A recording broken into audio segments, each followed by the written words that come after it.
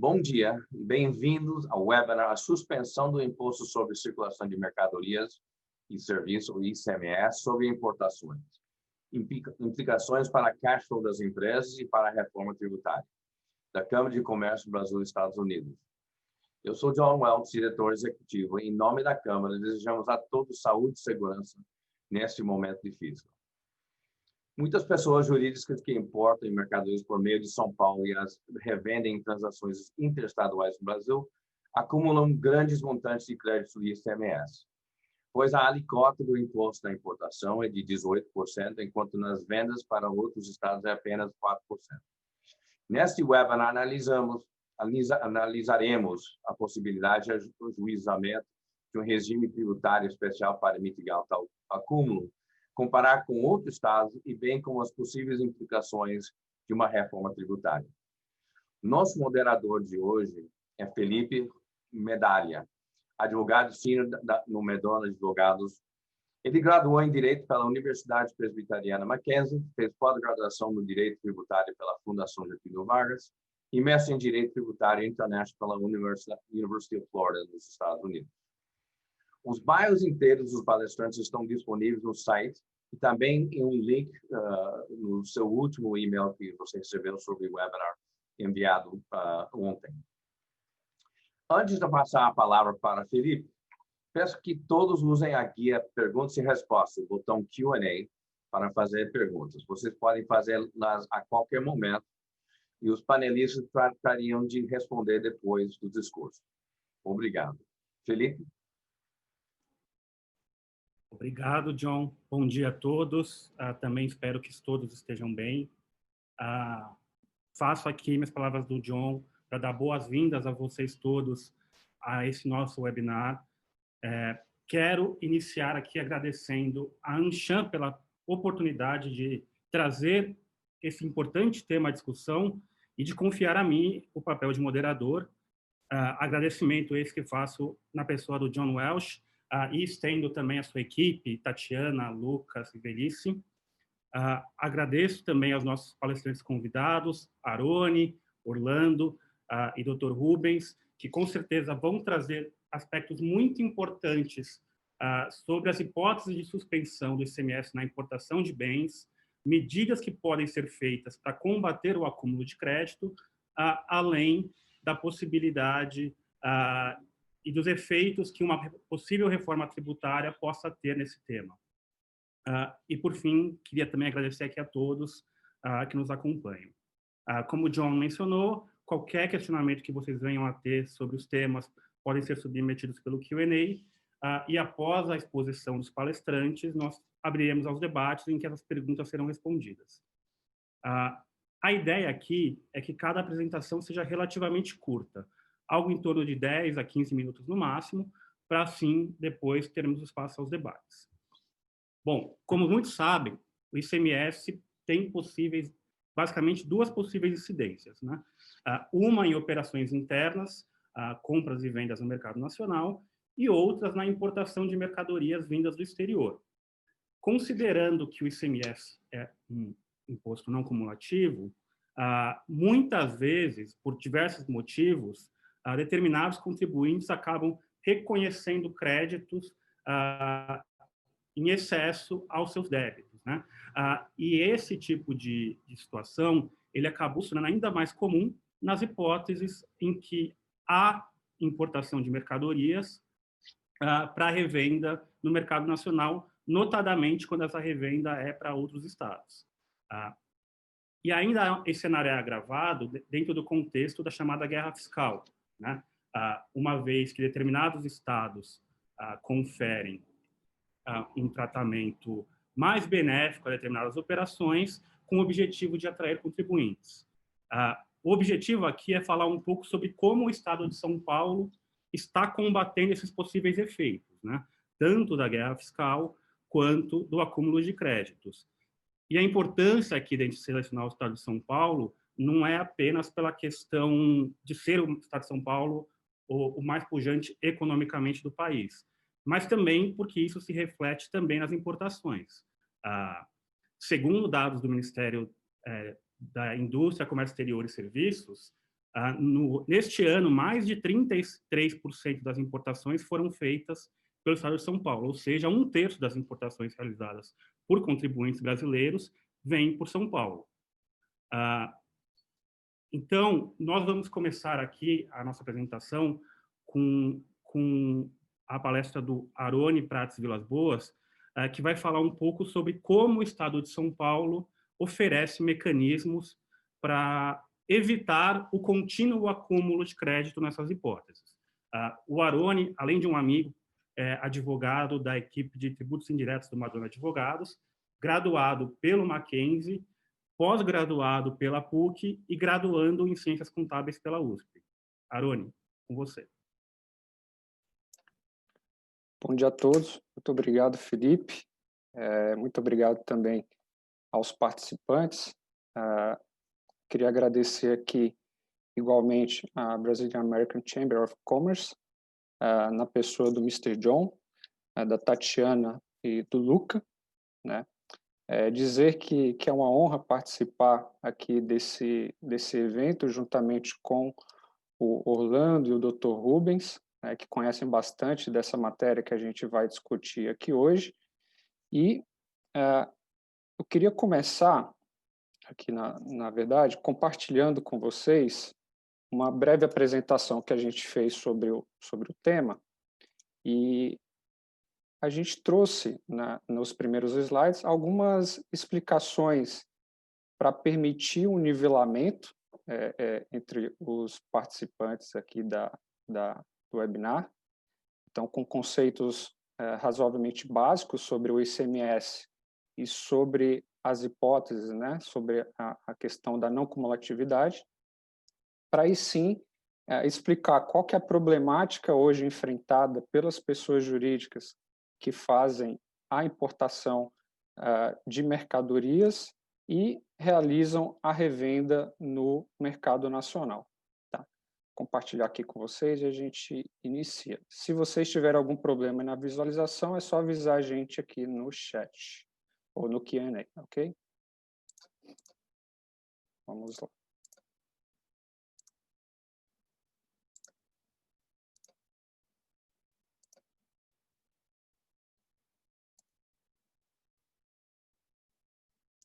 Felipe, a visualização está ok aí para vocês? Sim, está aparecendo. Ótimo, perfeito. Muito obrigado. Então, aqui, né, como a gente mencionou anteriormente, é uma apresentação realizada em parceria com a Brasilchan, o escritório do Dr. Rubens Branco, né, e a empresa de auditoria do Dr. Orlando. O tema é o regime especial para suspender o ICMS na importação. Aqui a gente trouxe disposições gerais a respeito do tema, até pela limitação de tempo que nós temos, seja para a minha apresentação, ou seja para a duração desse nosso bate-papo de hoje. A gente trouxe aí disposições mais gerais, e cujo objetivo é o de permitir de que, numa única visualização, ou pelo menos, né, numa visualização mais rápida, numa verificação mais rápida, a gente consiga entender a problemática e a proposta de solução para o problema daqueles que têm saldos elevados e continuados de ICMS. Aqui, nesse slide, a gente trouxe algumas considerações preliminares, né, como mencionei, só para a questão de nivelamento dos participantes, só para a gente lembrar que, no momento em que uma pessoa jurídica faz a importação de mercadorias, incidem tributos federais sobre essa operação e incide tributo estadual. Os tributos federais são o imposto de importação, o IPI, o PIS e o COFINS, né, na sua modalidade importação. E o tributo estadual, por sua vez, é o ICMS. Então, a gente tem, basicamente, esses tributos incidindo no momento em que um contribuinte aqui no estado de São Paulo ou em outras unidades federativas trazem mercadorias do exterior na modalidade de aquisição. Aqui, uma breve explicação, bem rápida, né, sobre a questão do regime de débito e crédito de ICMS. Esse regime, ele dispõe que todo ICMS que for pago em uma determinada etapa, né, da circulação econômica da mercadoria, ele é considerado como crédito na operação seguinte. No dia a dia, a gente vê muito, né, essa questão. Puxa, o ICMS que é pago na etapa anterior é considerado como crédito na etapa seguinte. Na prática, o que isso significa efetivamente? Então, a gente trouxe aqui uma ilustração bem simplificada também, de uma operação de venda envolvendo 3 pessoas jurídicas, a pessoa jurídica 1, a pessoa jurídica 2 e a 3, e em que, na primeira venda efetuada pela pessoa jurídica 1 para a pessoa jurídica 2, a gente está considerando aqui, para o exemplo, que incidiu o ICMS na operação de R$20, né? Ou essa a moeda simbólica que a gente está trazendo aqui. E que numa revenda da pessoa jurídica 2 para a pessoa jurídica 3, incide o ICMS de R$50. Né?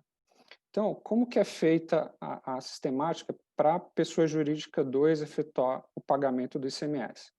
Há um encontro de contas, né, entre o ICMS devido na saída, de R$50, e aquele que veio destacado na nota fiscal quando a pessoa jurídica 2 fez a aquisição da pessoa jurídica 1. Então, a gente considerando essa sistemática, aqui uma fórmula bem simplificada, né? 50 da operação de saída menos 20 da operação anterior, significa que a pessoa jurídica 2 vai recolher aí, no período de apuração, o valor de R$30. Tá? Esse é basicamente o funcionamento do regime de débito e crédito do ICMS. Lembrando que nessas operações também incidem tributos federais, mas os tributos federais eles não são compensáveis com o ICMS devido. Então, o ICMS, os valores de ICMS eles são considerados isoladamente. Nesse caso aqui, os 50 e os 20, com a redução a gente chega ao valor final de 30. Qual que é o problema hoje enfrentado pelos contribuintes que fazem a entrada, né, o desembaraço de mercadorias por meio aqui do Estado de São Paulo? O ICMS, devido na importação de mercadorias, ele é utilizada a alíquota integral de 18%, que é a alíquota regra, né, base aqui do Estado de São Paulo. Essa alíquota na importação ela é a mesma que seria utilizada para mercadorias idênticas se elas fossem adquiridas no mercado nacional, né, mais especificamente no território do Estado de São Paulo.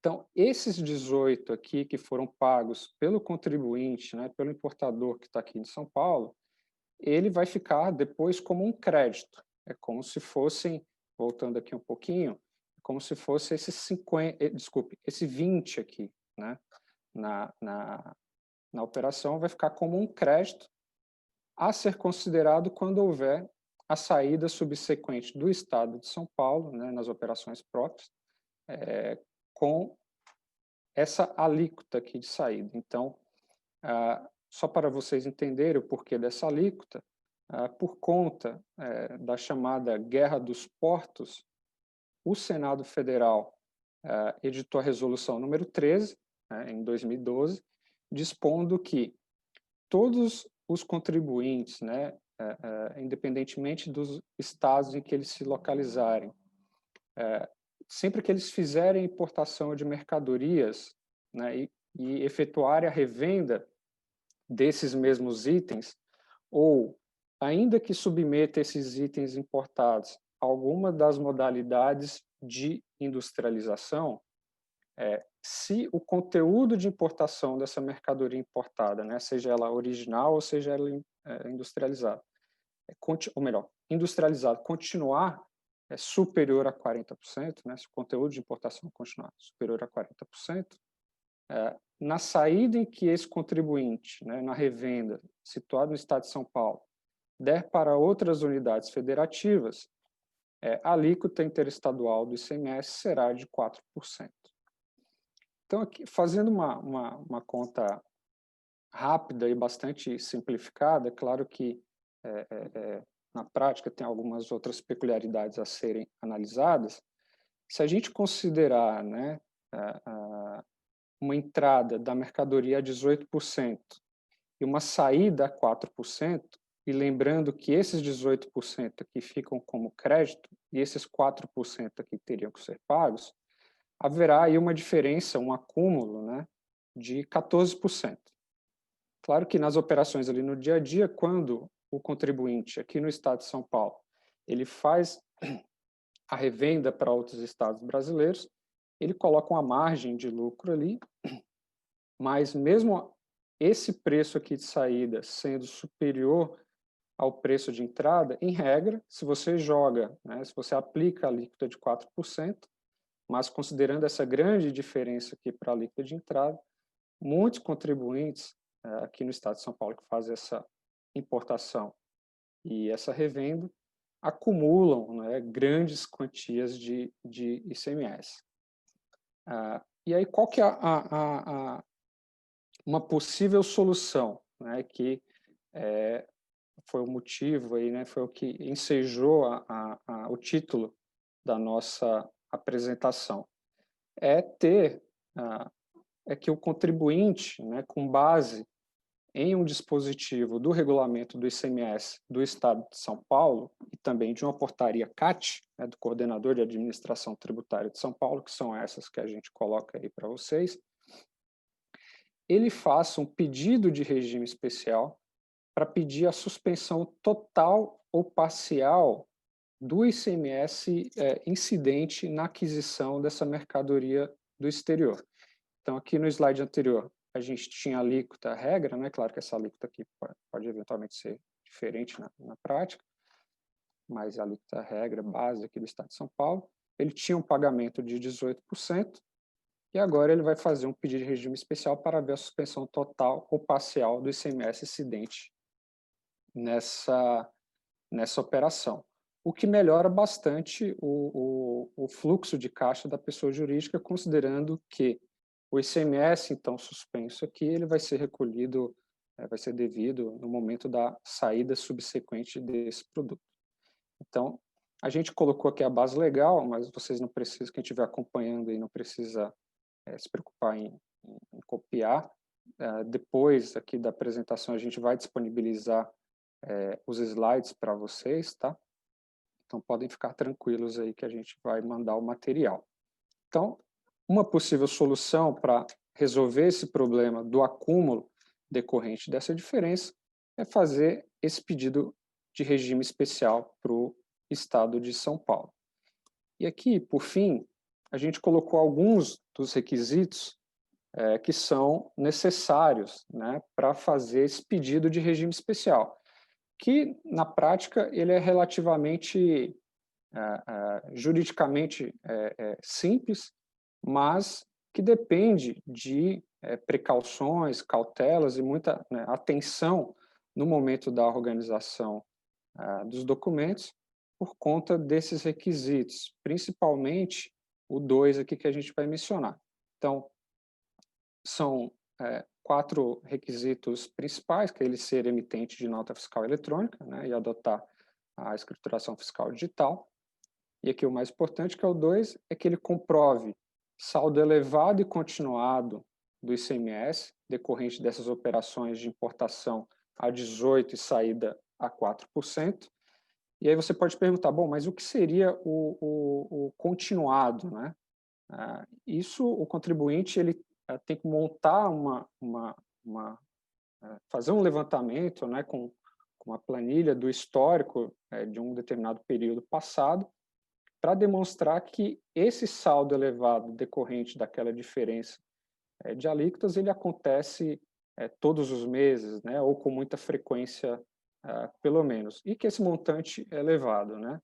É claro que o elevado é considerado de acordo com o porte econômico do contribuinte, então não adianta uma pessoa jurídica muito grande ter um saldo decorrente daquela diferença, esse saldo ser pequeno, ela desejar fazer o pedido. Esse saldo tem que ser elevado e continuado, né, acontecer com certa frequência. E que o contribuinte consiga demonstrar também, com base no histórico das operações dele, que, considerado o ICMS próprio das suas operações, ele não vai conseguir utilizar essa diferença nas suas operações próprias. Esse requisito aqui, ele acaba exigindo um pouco mais do contribuinte de cautela, né? Exigir um pouco mais de atenção, por conta de que ele tinha um certo histórico de operações, ele já sabia como que funcionava a quantidade de vendas, né? A depender da vida da quantidade de anos dessa empresa, ele já conhece, já tem experiência, e houve aí nos últimos meses um grande impacto às atividades em decorrência da crise relacionada à Covid, né? Então, tudo que era, em tese, previsível ou sazonal na consideração, né, na análise das vendas, compras efetuadas pela pessoa jurídica importadora, todo esse cenário mudou.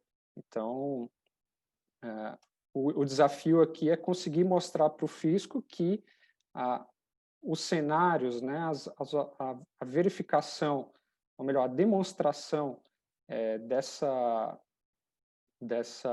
diferença, ela vai continuar ocorrendo nos próximos meses daqui para frente, né, que é um pouco imprevisível. Mas o contribuinte se valendo aí, dentro dos limites do razoável, de informações, do histórico, de previsões do mercado, ele consegue demonstrar isso daqui para a Secretaria da Fazenda e conseguir o seu regime especial.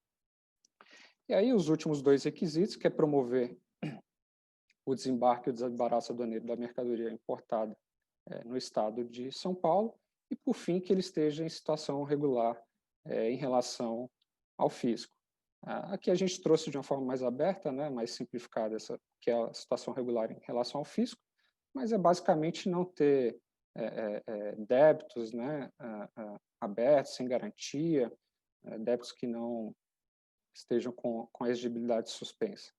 Bom, basicamente é isso, né, como o Felipe e o Mr. John mencionaram, a nossa ideia era fazer uma análise mais rápida aqui, mais simples sobre esses pontos, e caminhando aqui para o fim, a gente passa a palavra para o Dr. Orlando, nosso colega, que vai trazer outras observações aí também com relação a esse saldo de ICMS, complementar também eventuais pontos que a gente tenha deixado de tratar aqui na nossa apresentação. Dr. Rubens, desculpa, Dr. Orlando, a palavra é sua. Muito obrigado, pessoal. Aroni, obrigado pela exposição, foi muito interessante. Eu acho que, só fazendo aqui um link, né, da sua exposição com a do Dr. Orlando, acho que você mostrou bem o mecanismo que o Estado de São Paulo oferece para que você evite, a partir da concessão do regime especial, o acúmulo de créditos, né? Mas os próprios requisitos dessa concessão, ela demonstra que a concessão do regime especial resolve um problema futuro, mas não resolve um problema passado. E você precisa demonstrar que você tem um acúmulo de créditos relevante e você precisa demonstrar que hoje você não tem condições de aproveitar este acúmulo de créditos, né? E aí sim, fazendo o link com a exposição do Dr. Orlando, acho que o Dr. Orlando vai comentar um pouco a gente algumas outras medidas que o Estado de São Paulo concede para resolver esse problema que já existe, né, o saldo acumulado de créditos.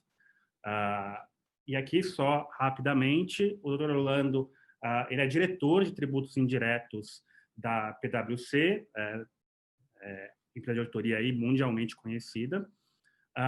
Ele também é formado no Mackenzie, tem especialização em tributário pela USP, fez cursos diversos pela NYU, né, a New York University, além de ser professor da Universidade Municipal de São Caetano do Sul. Dito isso, resumi bastante seu currículo, Dr. Orlando, mas dito isso, por favor, fique à vontade. Bom dia a todos. Agradeço, Felipe, pela introdução. Dr. Felipe, agradeço primeiramente também a Brazilian American Chamber of Commerce, nas pessoas dos senhores John Welsh, da Tatiana e do Luca, pelo convite, pela oportunidade, e agradeço aos doutores Rubens e Haroni pelas apresentações que aconteceram e acontecerão, né, respectivamente. Eu também trouxe um breve material de apoio para ajudar na nossa conversa. A ideia é realmente não que ele seja exaustivo, mas sim que ele ajude a guiar um pouco do que a gente gostaria de compartilhar hoje, e a partir daí avançar para quaisquer questões que o público tenha. Vocês já veem minha tela? Vemos sim, Dr. Orlando. Legal, muito obrigado. Bom, então eu vou pegar a partir de onde o Dr. Haroni deixou. Ele explicou com bastante clareza a ferramenta do regime especial de suspensão do ICMS e importação. É uma ferramenta bastante utilizada e importante, mas como o Dr. Felipe comentou, um excelente corte para dividir os temas é justamente o acúmulo prospectivamente e o acúmulo retroativamente, aquilo que já vem de um problema existente. Então, tomando a liberdade de voltar só um passo breve antes, uma coisa que, especialmente lidando com empresas estrangeiras, a gente vê com recorrência, é o tratamento do saldo credor e às vezes a surpresa que traz como é um problema recorrente e grave aqui no Brasil em relação a impostos, né, especialmente ICMS.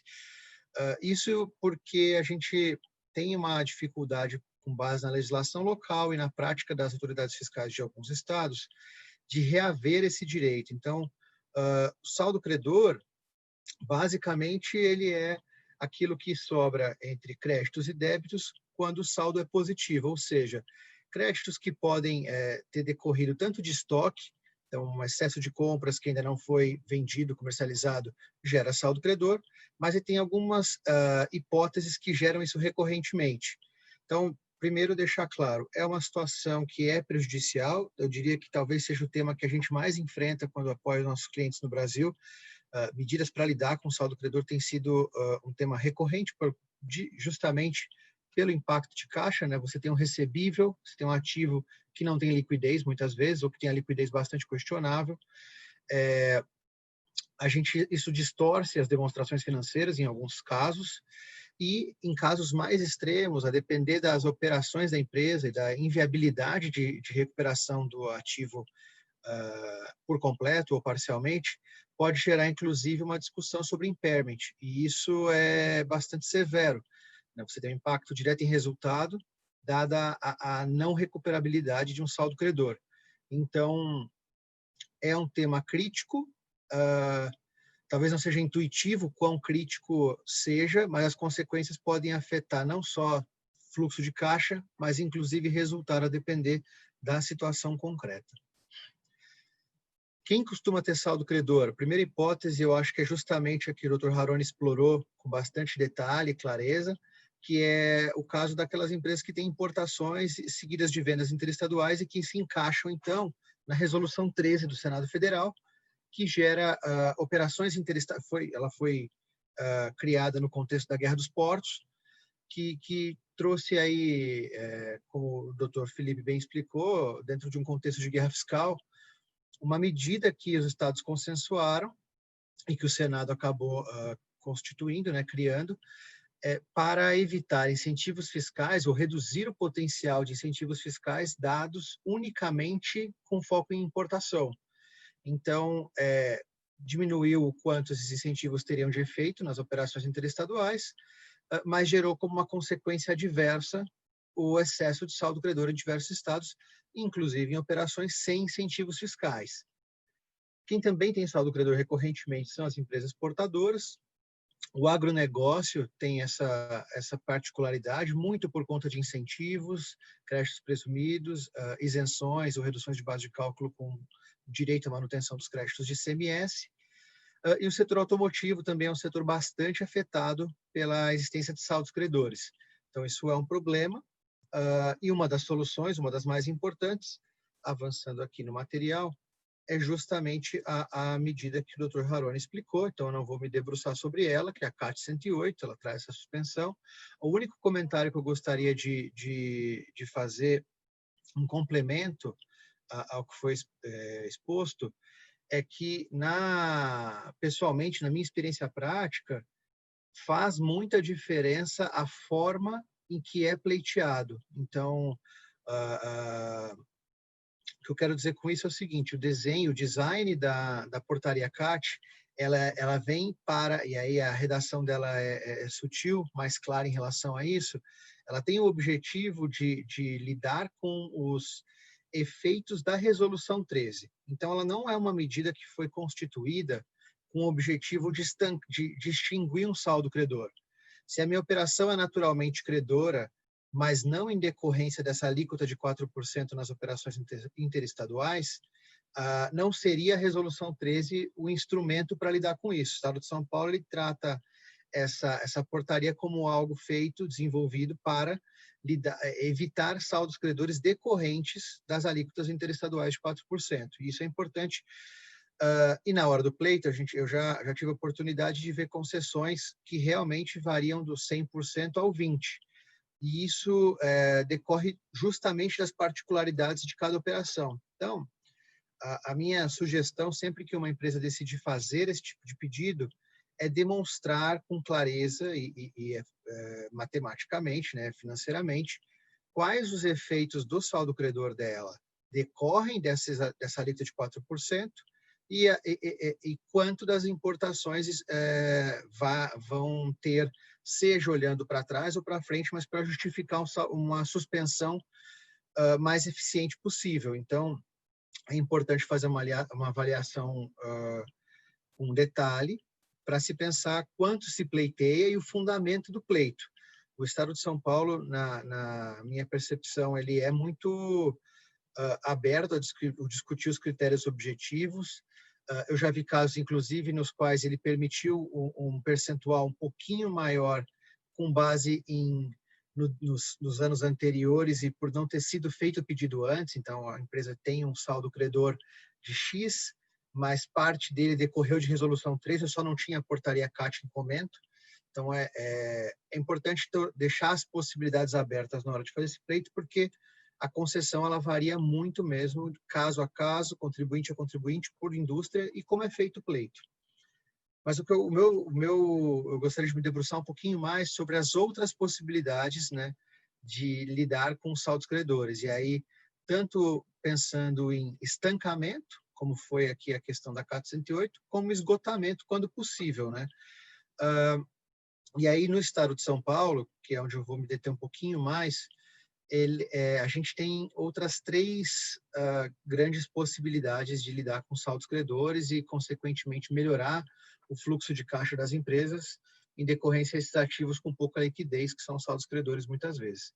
A primeira delas é o ECREDAC, e aí eu vou explicar com um pouquinho mais de calma, mas a ideia do ECREDAC é justamente transformar, converter, convolar esse saldo credor naquilo que o Estado de São Paulo chama ou que alguns estados chamam de saldo acumulado, crédito acumulado.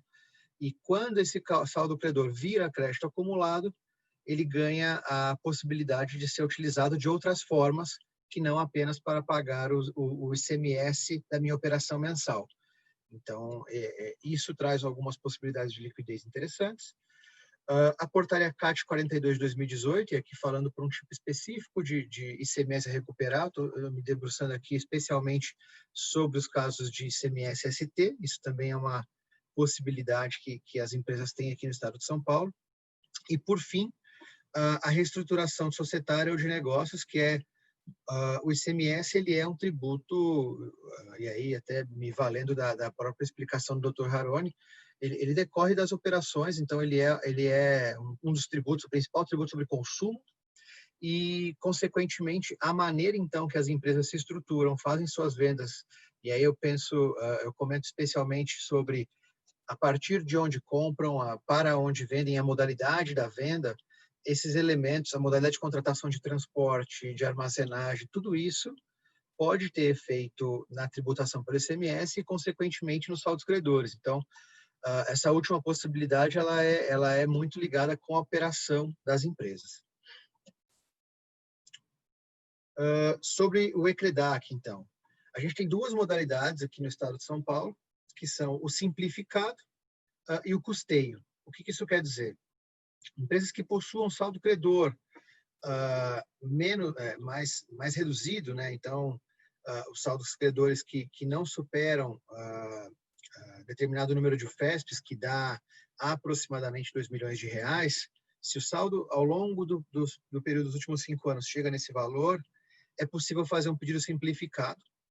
E isso é um ponto importante, porque a metodologia do ECREDAC, quando a gente fala ECREDAC custeio, o que significa é avaliar a composição daquele saldo credor.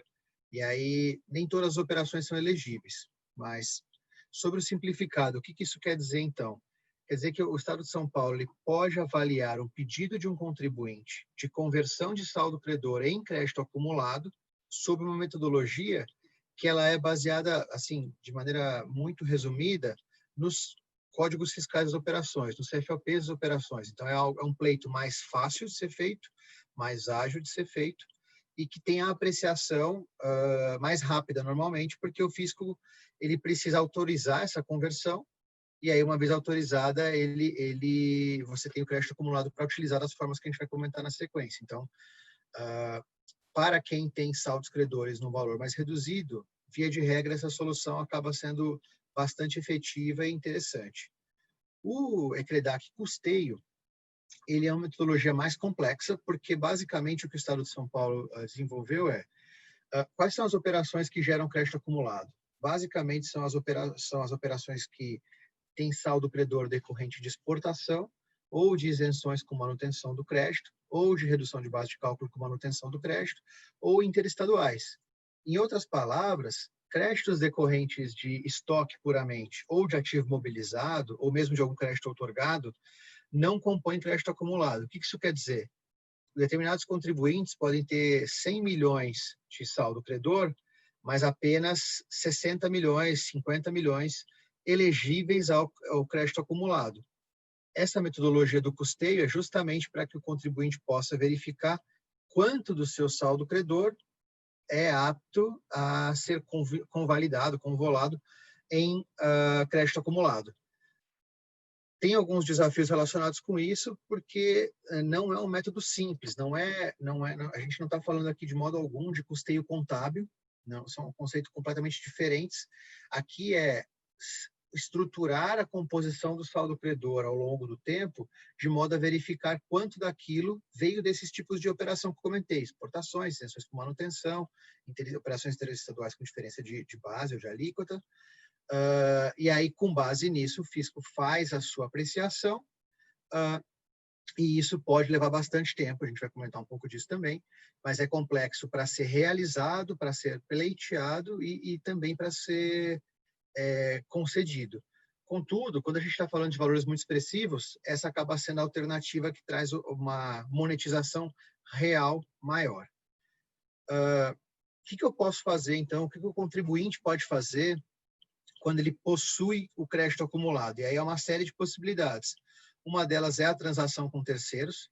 Então, por exemplo, do mesmo modo que há indústrias que são modelos de negócio que são recorrentemente acumuladores de crédito, a maior parte, ou muitas empresas, são recorrentemente pagadoras.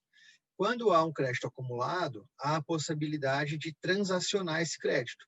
Então, uma vez que um contribuinte possua uma autorização e possua um ECREDAC aprovado e homologado, a gente já passar, são passos diferentes mesmo do processo, ele pode, então, transferir este valor para terceiros, e aí tem algumas particularidades, né? Você, via de regra, pode transferir para fornecedores, e aí tanto fornecedores de matéria-prima, energia elétrica, etc., mas também, via pedido de regime especial, o Estado de São Paulo autoriza fazer a transferência para contribuintes que não sejam nem fornecedores, nem mesmo empresas interdependentes. É feito um pedido, que também tem que ser apreciado, mas, com base nisso, é feita a transferência para outros contribuintes. Além disso, pode ser utilizado na compra de ativo, então, a gente vê isso com certa frequência quando indústrias querem fazer aquisições, especialmente de caminhões ou de maquinário pesado que seja industrializado em São Paulo ou importado, e aí você pode fazer também o pagamento com o saldo credor, com crédito acumulado de CMS, além de utilizá-los também para pagamentos de auto de infração. Então, isso pode ser contribuintes que tenham autos de infração nos quais não acreditem ter boas chances de êxito, podem utilizar o crédito acumulado para pagá-los, além do próprio ICMS importação, que também é uma hipótese de desencaixe importante para algumas empresas. Então, acaba sendo uma forma bastante eficiente de monetização, apesar de ter os poréns que eu comentei em termos de complexidade e tempo. Importante ressaltar, o ECREDAC ele é aplicável, né, especificamente ao Estado de São Paulo. Alguns estados possuem ferramentas semelhantes e bem efetivas, como o Paraná, por exemplo. Porém, outros estados não possuem nada nem mesmo parecido, e isso tem que ser avaliado, aí, inclusive o impairment de saldos credores pode ser bastante complicado, virar custo. Então, de maneira muito breve aqui, até para controlar o tempo, a gente tem quais são os passos do ECREDAC. Eu trouxe isso só para dar uma dimensão da complexidade. É feito todo um trabalho de preparação dos arquivos, ele tem um pré-validador online da própria Cefaz, é feito o pedido de apropriação, no qual são feitas avaliações mínimas de layout e de alguma coisa crítica pelas autoridades fiscais, feito esse protocolo no posto fiscal, feita a aprovação desse pedido, e isso leva, na via de regra, leva não mais do que 1 ou 2 dias, porque são validações automáticas, mais preliminares. Com base nisso é que é feito um protocolo no posto fiscal. Esse protocolo, e aí sim vai ter a fiscalização sobre o pedido, e isso pode levar bastante tempo, né? A homologação, aí, pela nossa experiência, pode levar até 2 ou até mesmo 3 anos, em alguns casos, depender do posto fiscal, em qual região do estado você está. Há sim postos fiscais que avaliam esses pedidos de maneira mais ágil do que outros. Aqui no meio do caminho, vale comentar que tem uma alternativa, que é o Fast Track, que é um pedido de liberação anterior à fiscalização, mediante a apresentação de garantia bancária. Isso também é aprovado, isso também existe aqui em São Paulo, só que tem o custo da garantia, é uma avaliação financeira que cada contribuinte tem que fazer.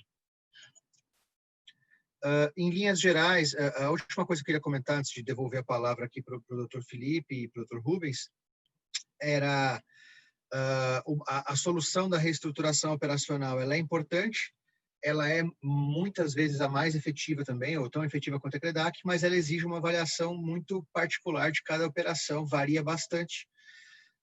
Isso não tem um caminho das pedras, não é de prateleira, mas vale a pena sempre ser considerada quando a gente está pensando em como monetizar, trazer fluxo de caixa para saldos credores de ICMS.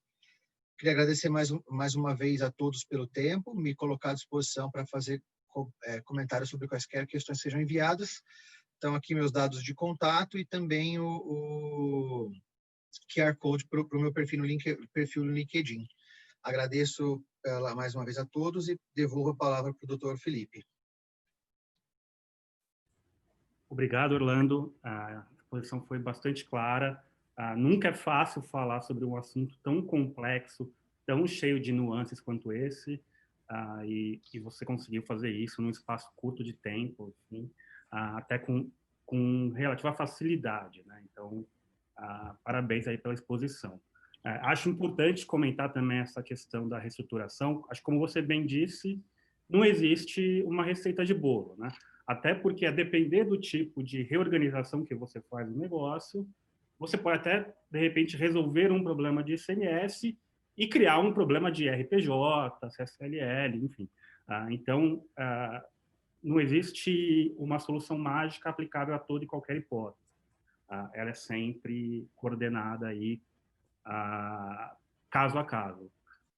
Quero fazer um lembrete aqui para o pessoal que está assistindo. Se vocês tiverem alguma dúvida sobre as exposições, tanto do Aroni quanto do Orlando, e agora que vai seguir também, por favor, submetam no Q&A para nós, que nós vamos depois ter alguns debates. Bom, a próxima exposição aqui é do Dr. Rubens, que vai analisar para a gente dois aspectos sobre esse tema que estamos falando, né? Acho que o primeiro aspecto, nós falamos aqui das soluções de São Paulo. E como bem o doutor Orlando mencionou, não existe uma unidade no país dessas soluções. São Paulo está de uma maneira, o Paraná de outra, Santa Catarina de outra. O doutor Rubens falará um pouco para a gente sobre como o estado do Rio, por exemplo, trata esse tema. E, além disso, o doutor Rubens se disponibilizou aí a falar também de um tema bastante complicado pela novidade da discussão, né?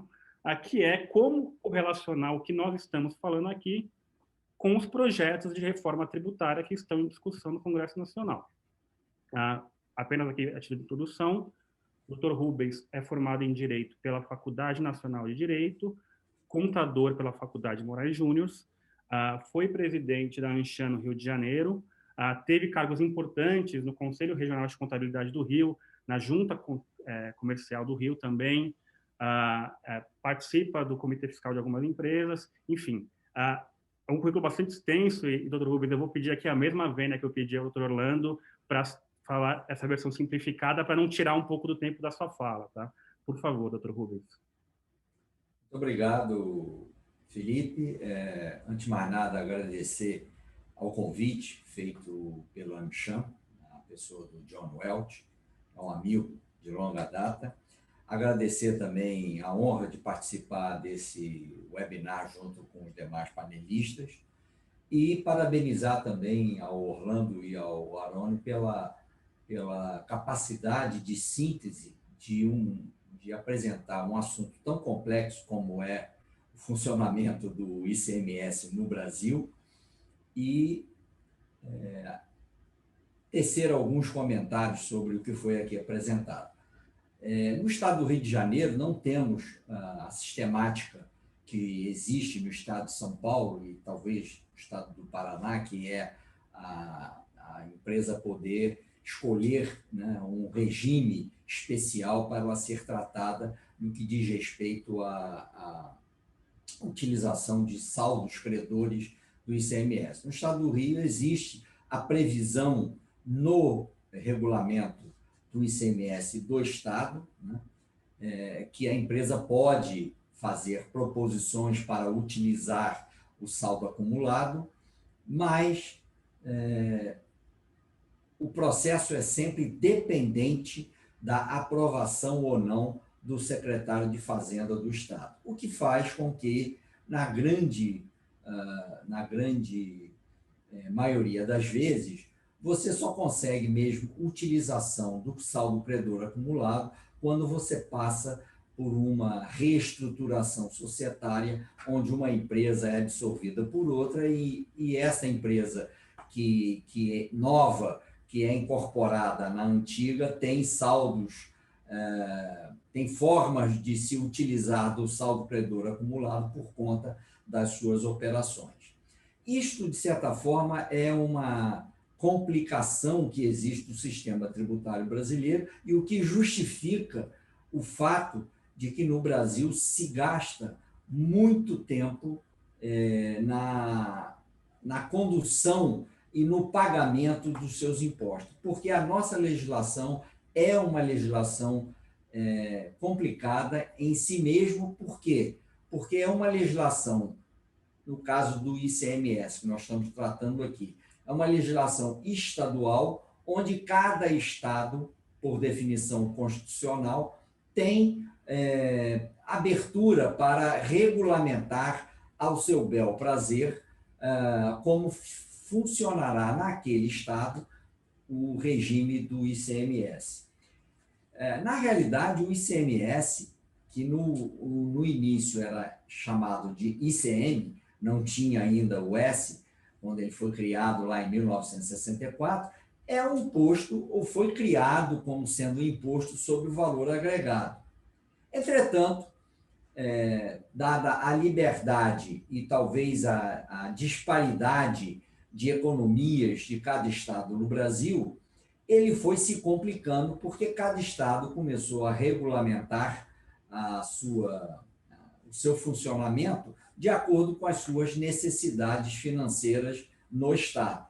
Por conta disso, criamos um verdadeiro jogo de xadrez, né, que hoje é a legislação do ICMS, que é o maior imposto sobre o consumo aqui no Brasil. É o imposto onde mais se arrecada. Hoje, a legislação do Estado de São Paulo e de outros estados que já têm regimes especiais, onde o contribuinte pode tentar se inscrever para tentar usar o saldo acumulado, temos que avaliar o seguinte: estamos para ter no Brasil uma mudança no nosso regime tributário. A nossa legislação tributária, de um modo geral, a se verificar as propostas que já existem de reforma tributária, mudarão completamente o sistema que aí se apresenta. Então, aquelas empresas que hoje estão fazendo os seus budgets para os próximos anos têm que levar em conta e têm que colocar notas importantes para quem aprova esses budgets, que tudo aquilo que está ali previsto ou que foi considerado na projeção de resultados futuros poderá ser alterado dependendo de que proposta de reforma tributária que temos hoje em discussão no Brasil será aprovada pelo Congresso Nacional. Nós temos hoje duas propostas de reforma tributária já tramitando no Congresso Nacional. Uma que tramita na Câmara de Deputados, que é a PEC 45, a Proposta de Emenda Constitucional 45, que focaliza em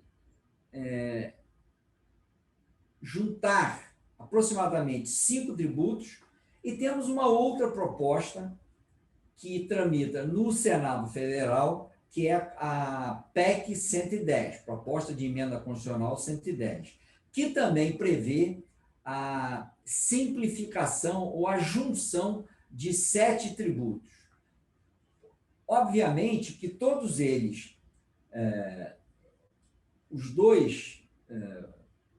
as duas propostas que estão feitas, no que se trata de imposto sobre o consumo, eles convergem para a criação de um imposto sobre valor agregado.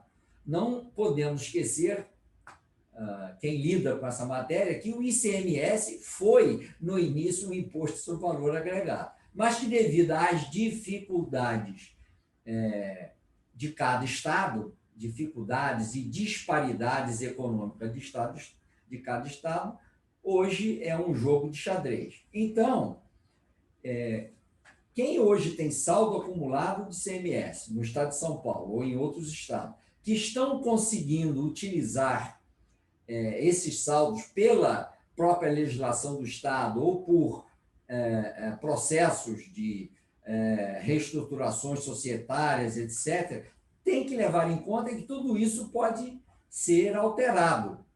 E não existe, pelo menos, nem na PEC 45, nem na PEC 110, um detalhamento de o que acontecerá com aquelas empresas que, eventualmente, estão com saldos acumulados ao longo dos anos e como elas recuperarão esse saldo. Isso hoje representa ativos contingentes, né, que, conforme muito bem mencionou o Orlando, hoje já estão sujeitos a uma avaliação sobre a necessidade ou não de se executar um impairment, né? O impairment, para aqueles que eventualmente não conhecem ainda bem essa função, é uma avaliação que você faz do seu ativo, para saber se aquele ativo vai conseguir realmente ser utilizado no futuro nas operações das empresas ou não. Então, provavelmente, dependendo do que for discutido e aprovado no Congresso Nacional sobre as duas reformas tributárias que hoje tramitam, ainda não temos uma proposta de reforma apresentada pelo Poder Executivo, que até agora só apresentou um projeto de lei para fazer a junção de dois impostos, que na realidade são chamados de contribuição, que é o PIS e o COFINS. Essa proposta do Executivo é para a criação de um novo tipo de contribuição, chamada de contribuição sobre bens e serviços. Então, temos hoje duas propostas de reforma tributária, fazendo a junção, no caso da PEC 45, de 5 tributos, inclusive o ICMS.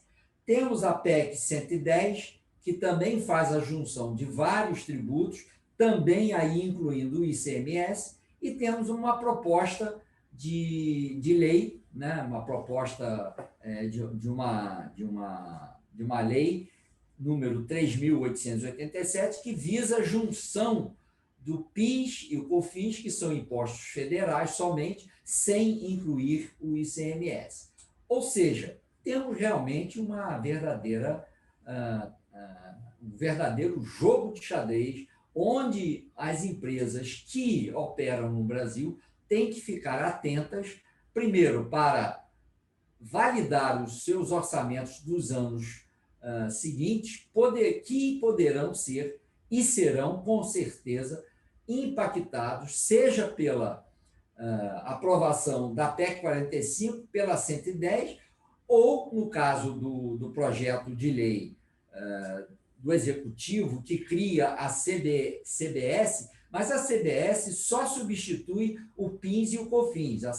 A CBS só altera o regime de duas contribuições federais, que são o PIS e o COFINS, criando a CBS, que há uma alíquota de 12%, que substituiria o PIS e o COFINS, que sabemos aqui no Brasil hoje são, dependendo do regime que a empresa opera, se for do regime cumulativo, é 3,65%, e se for no regime não cumulativo, seria no regime não cumulativo é 9,25% e no regime cumulativo 3,65%. Essa contribuição sobre bens e serviços, que foi proposta pelo Executivo, cria uma nova contribuição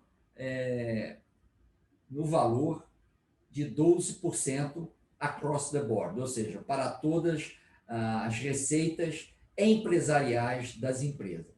Então, o recado que eu deixo aqui para as empresas e a minha contribuição à participação da discussão sobre utilização de crédito de ICM é que as empresas têm que ficar atentas e saber que, tão logo uma dessas propostas comece a ter a aprovação do Congresso, terão que refazer os seus orçamentos futuros para levar em conta a aplicação das novas alíquotas e do novo sistema de funcionamento que teremos, como vimos que nas duas propostas, o ICMS é um imposto que será absorvido pela junção de outros impostos. Teremos realmente que ficar atentos, porque a operação das nossas empresas no futuro, dependendo da proposta de reforma tributária que for aprovada, ainda que possa ser mais simples, embora às vezes aqui no Brasil a gente confunda junção de impostos com simplificação, o que não é bem verdade, porque o ICM, lá na sua origem, era muito simples e ficou complicado por conta das peculiaridades de cada estado. Felipe, dizendo isso, eu já usei aqui os meus 15 minutos. Volto a você, então, a condução do nosso webinar para ver se podemos responder algumas perguntas dos participantes. Muito obrigado a todos vocês. Obrigado, Rubens. Parabéns pela exposição bastante clara. Acho interessante isso que mencionou, que temos hoje duas propostas, uma na Câmara, uma no Senado, cada qual com as suas peculiaridades. Acho que vale também uma nota de que há hoje uma comissão mista do Senado e da Câmara discutindo a reforma como um todo, né? Era esperado que eles apresentassem um relatório agora em outubro, mas eles pediram adiamento. Hoje se tem uma nova data, próxima a 10 de dezembro, para um relatório, né? Possivelmente surge aí uma terceira alternativa a essas duas PECs, misturando elementos das duas.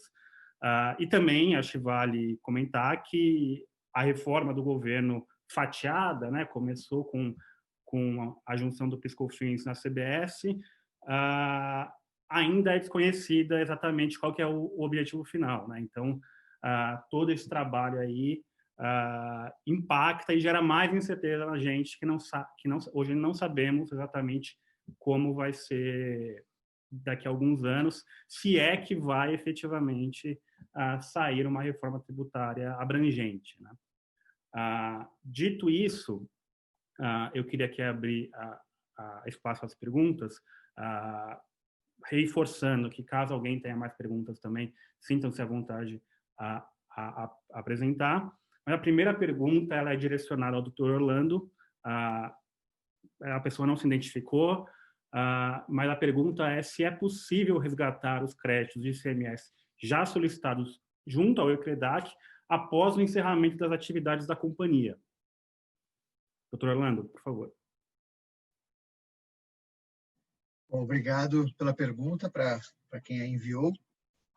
Acho que é um ótimo ponto, a gente já enfrentou isso algumas vezes. Qual que é, acho que é importante definir com clareza o que é encerramento da atividade da empresa.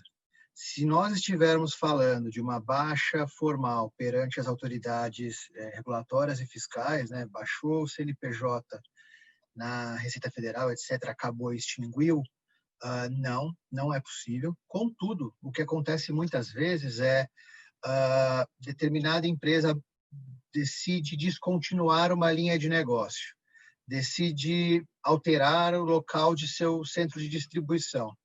E aí o ICMS ele é pautado pelo princípio da autonomia dos estabelecimentos. Então os saldos credores eles não são necessariamente da pessoa jurídica, mas sim daquele estabelecimento. E aí acontece uma situação aqui como essa que eu estou entendendo que seja da questão, que é um pedido de ECREDAC não apreciado ainda e a empresa para de operar ali naquele estabelecimento. Isso não prejudica o direito da empresa, ela pode sim pedir aquele saldo credor, aquele conversão em crédito acumulado, isso acontece. O que tem que ser tomado muito cuidado é o que fazer com isso depois, porque não tendo atividade lá, as hipóteses de uso também são restritas. Se você fizer o pedido de crédito acumulado para transacionar com outro contribuinte, não tem nenhum problema, e aí o fisco deve sim, caso o pleito esteja perfeitamente adequado, conceder e autorizar. Mas o que eu vi algumas vezes já, e acho que é um pouco mais sensível, é quando você faz uma venda daquele estabelecimento considerando aquele ativo ali dentro. E isso não é tão simples. O Estado de São Paulo tem algumas manifestações sobre isso. É importante sempre discutir com o posto fiscal de jurisdição para avaliar, por exemplo, há casos de autuação, inclusive, infelizmente, com decisão desfavorável no Tribunal de Impostos e Taxas aqui de São Paulo, sobre mudanças de objeto. Então, determinada empresa do setor de eletrônicos vendeu um estabelecimento cujo único ativo era o saldo credor, para uma empresa de outro ramo, não lembro qual ramo, mas de outro ramo em absoluto. O Estado de São Paulo entendeu que aquilo ali foi uma operação simulada por não ter efetivamente uma atividade sendo comercializada, não seria um contrato de trespasse, né, no qual você vende o fundo de comércio, mas sim uma mera venda de ativo, e aí para isso tem um rito específico que é o ECREDAC mais a transferência. Então, é possível, mas é necessário identificar as particularidades concretas da operação e verificar a forma adequada a fazer. E aí, em todos os casos, me parece importante sempre discutir também no posto fiscal de jurisdição, porque eles vão acabar sendo quem vai avaliar e aprovar ou eventualmente trazer algum questionamento ao processo. Então, mas é um ótimo tema, não é simples e realmente tem bastante relevância. Obrigado pela questão. Obrigado, doutor Orlando. Temos aqui uma segunda pergunta. Ela se relaciona mais com o tema do doutor Rubens, mas se Aroni ou Orlando quiserem comentar depois, fiquem à vontade. A pergunta é, com a unificação dos tributos decorrentes da reforma tributária, né, a perspectiva é de se poder utilizar saldos de ICMS, PIS, COFINS, etc., na IPI, etc., de forma unificada?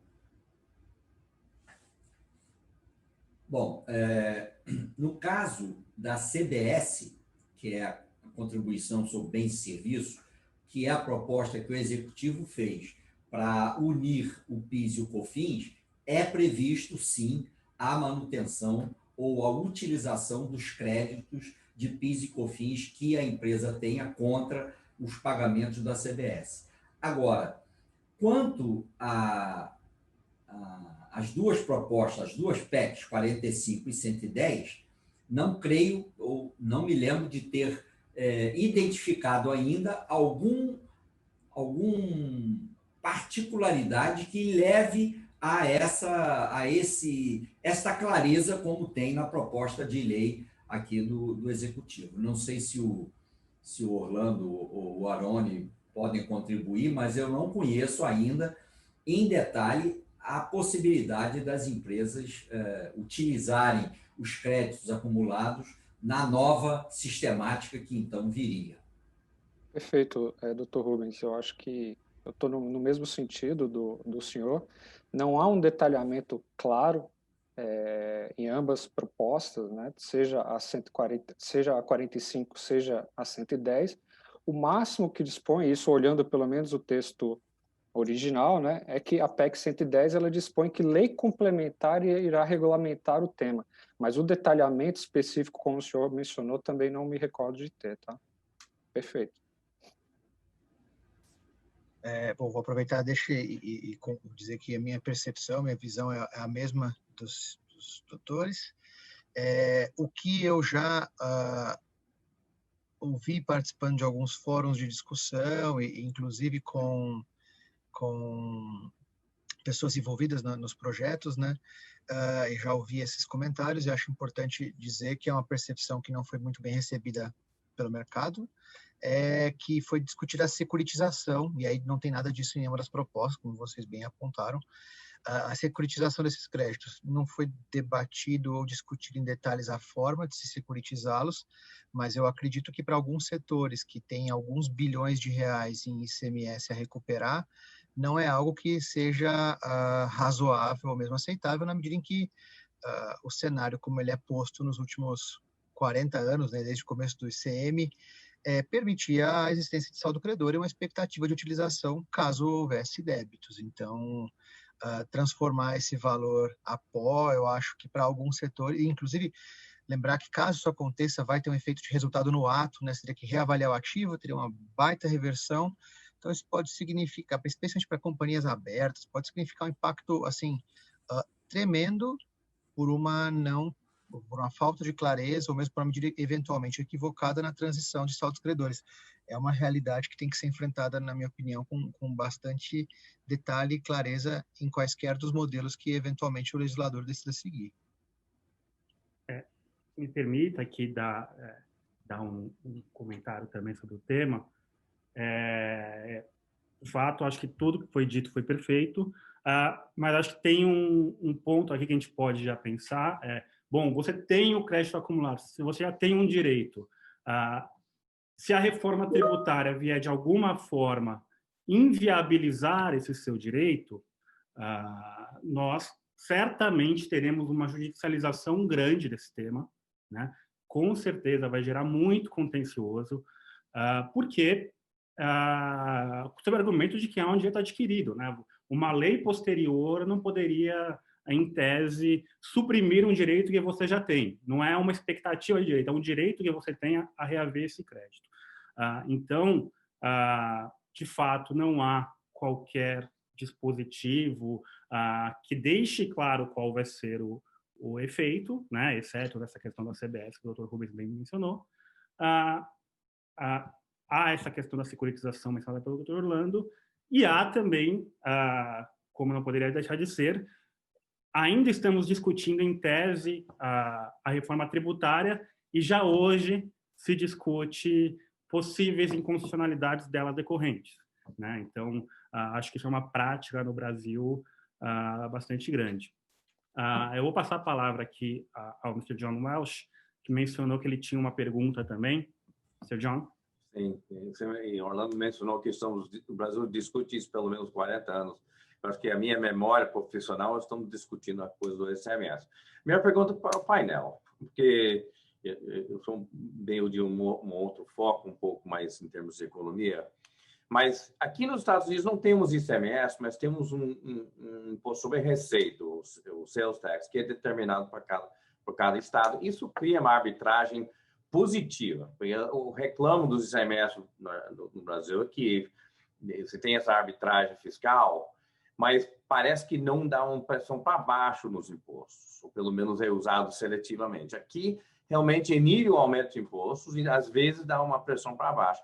Tem uma maneira, e isso sempre foi o grande empecilho de passar uma reforma, que todos os estados vão ter que acordar em não fazer guerra fiscal e vão ter que fazer um imposto único, valor, IVA único, esse tipo de coisa. Não tem uma maneira de fazer uma legislação um pouco menos ambicioso, que teria o objetivo de criar uma arbitragem fiscal, uma guerra fiscal mais positiva, em termos de abaixar os impostos?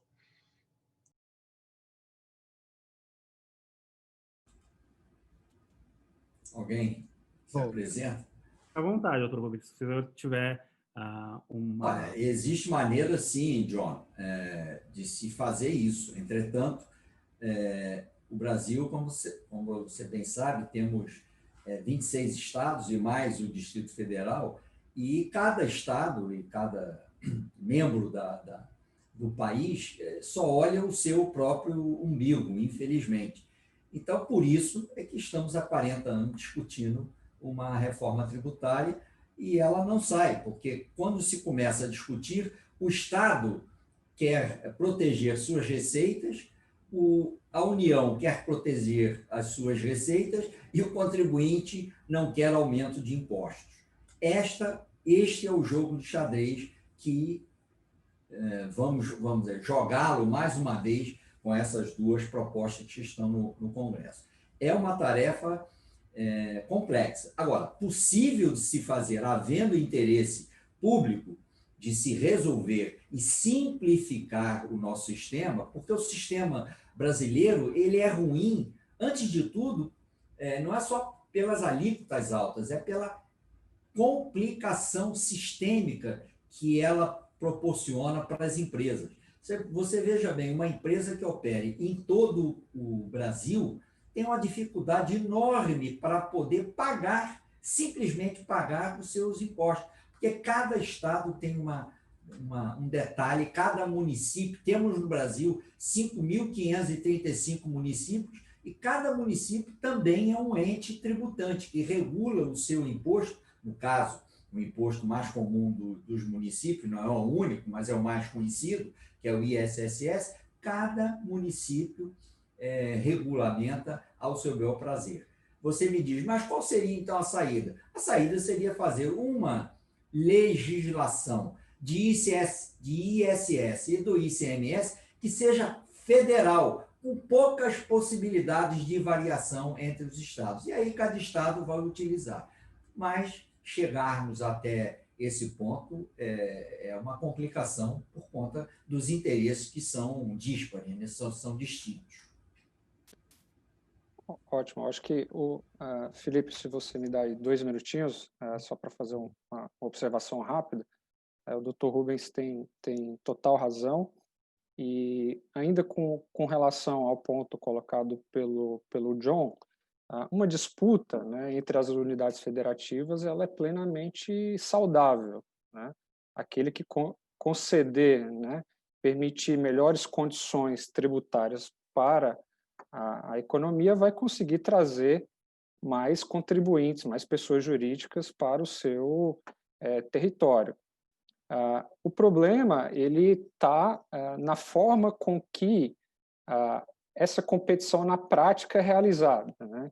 Então, a gente tem a Constituição Federal e tem uma lei complementar que dispõe sobre a forma com que benefícios fiscais devem ser concedidos pelas unidades federativas. Então, já existe uma regulamentação de como existir uma competição, mas que ela seja feita de uma forma saudável, ou tomado como norte, né, a Constituição e a lei complementar.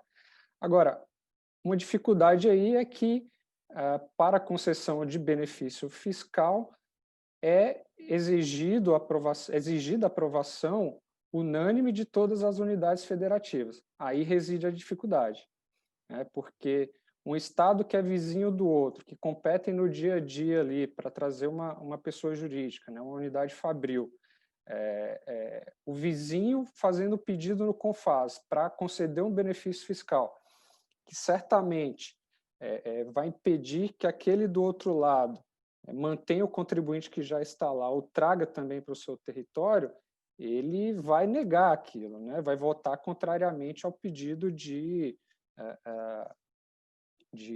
benefício realizado pela outra unidade federativa. Então, talvez uma forma de simplificação, né, ou pelo menos não exigência da unanimidade, talvez seria uma possível saída. Se me permite também aqui fazer um comentário, eu acho que muito dessa questão tem a ver com a lógica dos sistemas, né? Acho que a lógica do sales tax americano é a tributação no ato do consumo, né? Enquanto a lógica da tributação brasileira é tributação da cadeia como um todo. Então, isso vai gerando interesses muito antagônicos, né? São Paulo, por exemplo, é o maior parque produtor de mercadorias, etc., e um sistema semelhante ao americano da venda certamente esvaziaria um pouco a competência tributária de São Paulo. Além disso, né, eu acho que um ponto também importante é que as realidades, como foi bem dito, são muito díspares. Então, nós temos uma cidade altamente desenvolvida, com grande infraestrutura, e temos cidades que têm uma infraestrutura precária, etc. Muitas cidades sequer têm alguns serviços básicos, como esgoto, etc. E a arrecadação dos tributos, embora ela seja feita por União, estados e municípios, fato é que muitos municípios não vivem de arrecadação própria, né? Os municípios vivem da arrecadação do Estado, porque há uma regra na Constituição e no Código Tributário, segundo a qual o valor que a União arrecada com determinados tributos deve ser repassado para os estados, uma parte. Dos estados, também para os municípios. Então, a gente sai, às vezes, de uma realidade de 26 estados discutindo mais Distrito Federal para uma realidade de mais de 3.000 municípios interessados numa discussão de um tributo que não é municipal, um tributo estadual. Então, tudo isso ele acaba gerando maior dificuldade de se atingir essa guerra fiscal positiva, como você mencionou, uma guerra fiscal que vá ser benéfica ao país. Enfim, acho que esse comentário que eu tinha, não sei se o Dr. Orlando quer fazer alguma ponderação também sobre esse tema.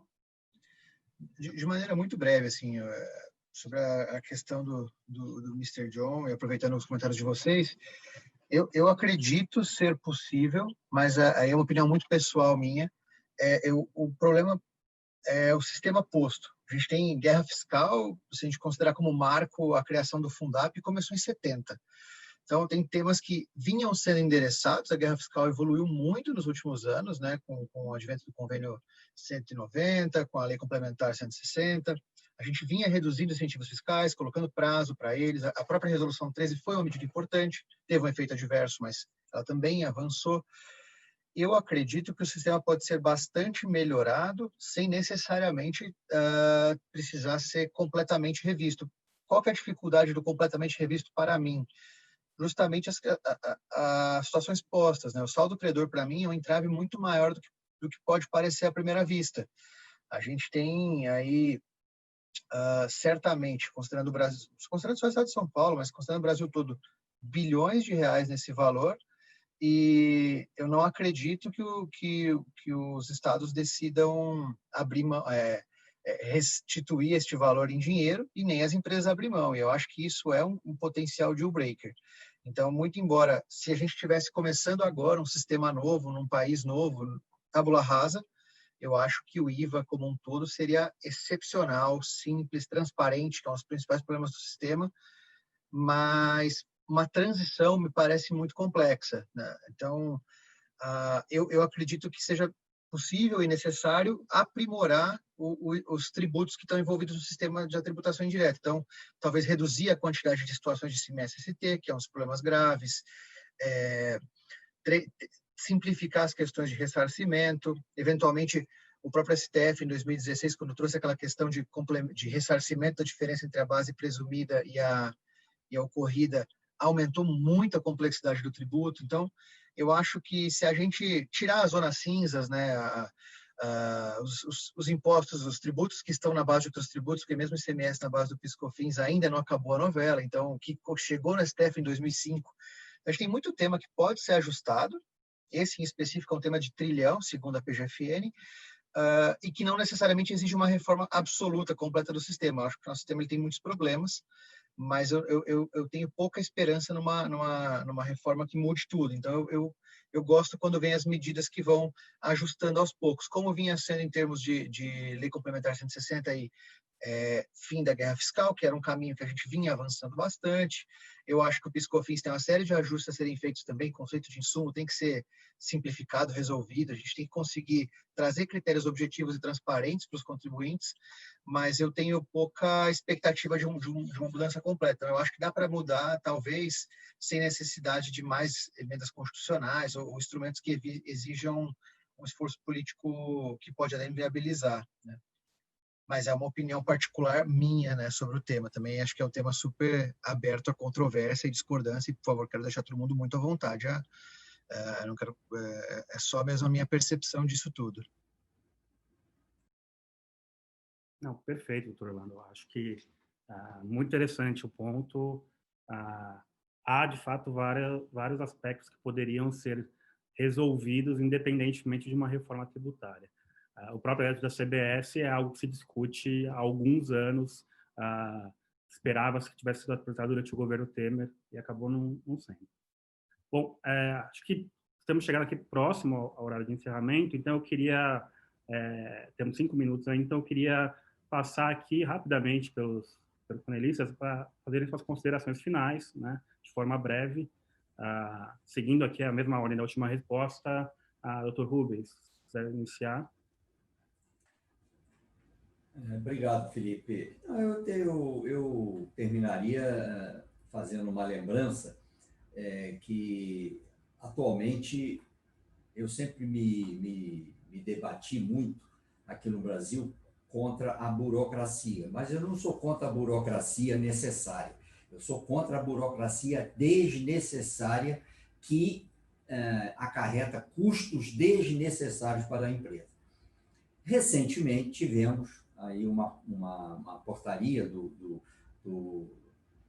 governo eliminando o sistema Cisco-Serve, que foi um sistema que foi implementado há uns 3 ou 4 anos atrás, que causava uma burocracia imensa nas empresas, com multas altíssimas, quando todas as informações que eles pediam já tinham, o próprio Estado já tinha as informações, porque qualquer transação que você faça com o mercado externo, você precisa passar pelo sistema de contratos cambiais. Então, todas as informações já estavam ali, mas eles criaram um sistema, ou seja, a burocracia, que no Brasil é muito forte, criou um sistema de controle estatístico que empurrou para as empresas fazerem com multas altíssimas. E, felizmente, este atual governo parece que percebeu a existência dessas obrigações acessórias que não têm nenhuma necessidade de existir e começou, então, a eliminá-las. Outra coisa que já foi feito também foi no e-social, no sistema do e-social. Então, respondendo de novo, John, a tua pergunta, há formas de se melhorar o sistema? Há formas, mas exige decisão política para que isso seja feito. Obrigado, Dr. Rubens. Aroni, suas considerações finais? Obrigado, Felipe. Então, aqui para encerrar, queria agradecer novamente ao Mr. John, a Tatiana, pela cortesia, né, de nos dar a oportunidade para a apresentação desses temas aqui, que são bastante relevantes e aplicáveis a muitas pessoas jurídicas, né? Então, um tema muito, muito prático e que traz consequências significativas, né? Queria agradecer também pela oportunidade de ter apresentado juntamente com os demais palestrantes, agradecer pela sua intermediação, Felipe, que foi excelente, acho que conseguiu balancear bem aí as falas, os pontos colocados por todo mundo. E apenas retomando aqui rapidamente a questão, né, do saldo elevado e continuado, é uma alternativa, o regime especial que a gente propôs, que a gente sugeriu, é uma alternativa simples, rápida, que pode ajudar muito no fluxo de caixa das pessoas jurídicas, né, que tem esse problema do saldo elevado decorrente da diferença entre a alíquota de importação e a saída interestadual. Queria fazer uma observação também quanto à fala do Orlando. Acho que foram aspectos muito bem colocados, né, que ele trouxe aí outra alternativa que não somente o regime especial, né, para você fazer o uso dessa quantia, né, desse saldo elevado. E agora, direcionando a atenção mais especificamente à reforma tributária, todos os pontos também colocados pelo Dr. Rubens foram excelentes. Vamos torcer para que saia algo que melhore o nosso sistema, seja de forma mais estrutural, né, muito embora um pouco mais difícil, ou gradativamente, né, de forma pontual para algumas questões específicas que trazem problemas que todos nós conhecemos na rotina, né, da prática tributária, e que seja uma reforma que, até para conseguir ser aprovada, ser mais estrutural, que ela permita aí, autonomia, a continuidade da autonomia das unidades federativas, respeite as diferenças regionais, né, que no Brasil são muito grandes, nós temos vários países dentro de um só, que a gente tenha um novo sistema que facilite o pagamento correto pelo contribuinte que deseja pagar. A gente sabe, claro, que tem um contribuinte que é devedor contumaz, mas também tem aqueles que querem pagar, mas não sabem como, né? E esse é um grande problema. E muitas vezes, pagando da forma como ele entende correta, mais para frente ele é surpreendido com auto de infração, o que é péssimo, né, para o nosso país. E, por fim, e é um ponto também muito bem lembrado pelo Dr. Rubens, é que a gente, se houver essa reforma tributária, que a gente tenha aí um sistema que permita a utilização dos créditos hoje existentes, que isso seja realizado de uma forma simples. Muito obrigado. Obrigado, Aroni. Dr. Orlando, suas considerações, por favor. Bom, queria agradecer a Câmara, mais uma vez, a todos os palestrantes, a sua mediação, dizer que para mim foi muito proveitoso a oportunidade de ouvi-los e aprender um pouco mais nessa manhã, e me colocar sempre à disposição para quaisquer tipo de discussões sobre o tema. Foi um prazer estar aqui nessa manhã, Mr. John, e a todos da Câmara Brazilian American Chamber of Commerce, e desejar um ótimo dia a vocês. Obrigado. Obrigado, Dr. Orlando. Obrigado. Eu também gostaria de agradecer aqui a Brazilian American Chamber of Commerce pela oportunidade. Foi um prazer debater com todos vocês esse tema. E aqui agradecer também quem nos acompanhou. Acho que foi bastante proveitoso conhecer um pouco das alternativas que nós temos aqui no estado de São Paulo, entender um pouco da correlação delas com a reforma tributária. E, por fim, aqui agradeço de forma mais pontual ao John Welch, que me permitiu aqui ser o mediador dessa conversa, e passo para ele aqui a palavra para que ele faça suas últimas observações. Obrigado.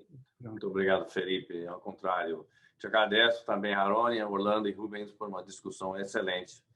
A complexidade e os níveis altos de impostos sobre importações e de impostos em geral no Brasil mostra quanto o Brasil precisa de reforma tributária, e vai ser um trabalho difícil. O nosso desejo é fazer esse webinar atualizado em inglês no início de dezembro deste ano. Então, por favor, fique atento ao seu e-mail, que faremos uma atualização na primeira semana de dezembro, pelo menos esse é o plano. Obrigado a todos vocês por estarem aqui conosco. O nosso próximo webinar acontecerá na quinta-feira que vem, 5 de novembro, sobre Environment, Security and Governance, o ESG, no Brasil. Até lá, fiquem com saúde e felicidade. Tenham um bom dia.